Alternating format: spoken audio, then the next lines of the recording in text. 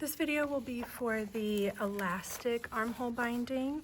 So you will need a front and a back bodice, and this one, and you're just gonna do one of each, and it's just a half of a bodice since we're just gonna do one armhole.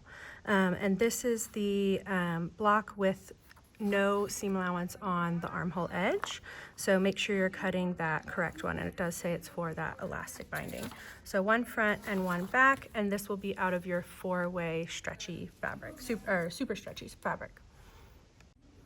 Okay, the first step in sewing this one will be to serge together our shoulder. So we're gonna pin that and go serge that on our 4-thread serger.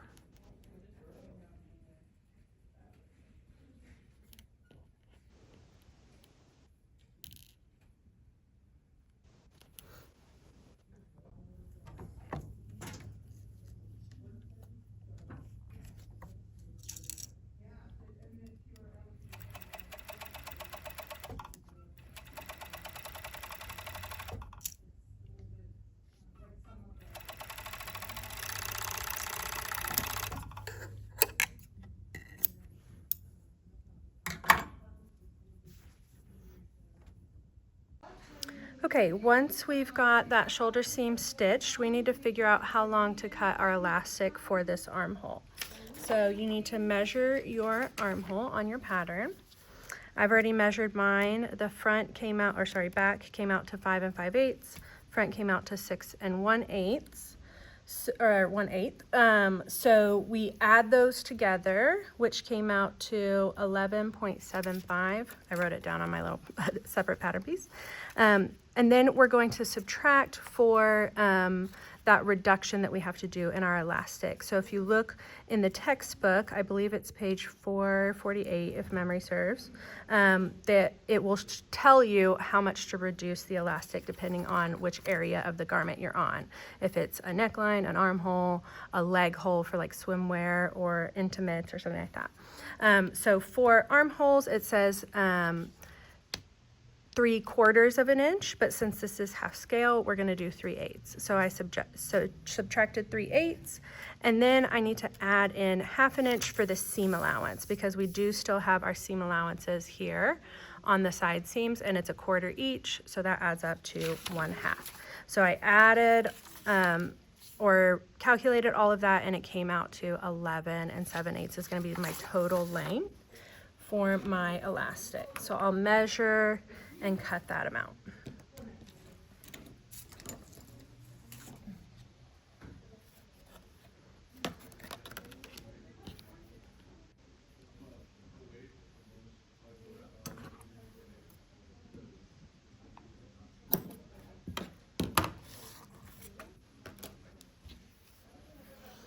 Now we're going to begin pinning this onto our piece. Again, make sure when you pin over that shoulder seam that the seam allowance gets folded over to the back.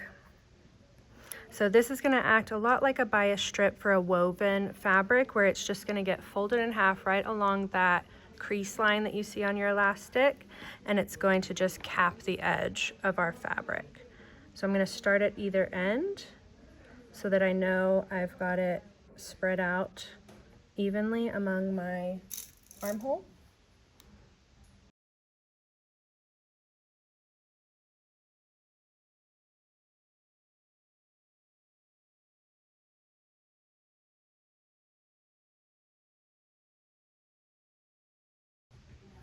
Okay, I again like to find my halfway point. Our front and our back are not the exact same length. We realized that when we measured it.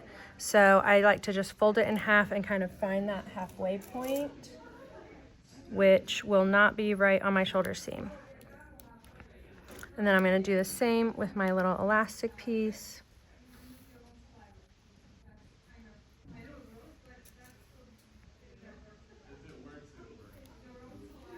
Okay, now I can pin those two together.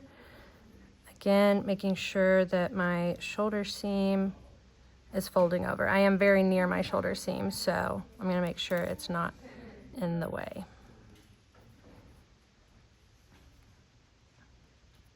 And I'm going to go ahead and put a pin in that shoulder seam as well, since I'm right next to it. Now we're just going to find the middle of this of each half and place a pin there.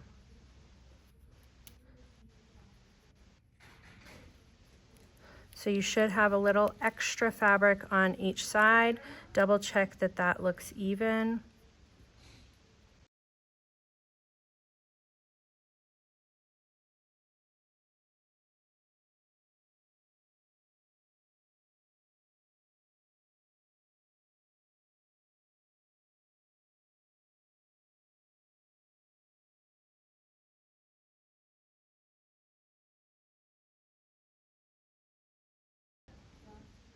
Okay, now we can take this over to our Bernina, or if you have a serger that has a chain stitch on it at home, a chain stitch is like a single needle stitch that some sergers can do that stretches. So we're going to try and replicate that on our Bernina machines. But if you have a chain stitch at home, you could do an edge stitch with that chain stitch on your serger. Okay, over at my sewing machine, I am set up with my walking foot for my knit fabrics, and I've got stretch thread in the top and bottom. So I've got a bobbin full of stretch thread as well as my needle.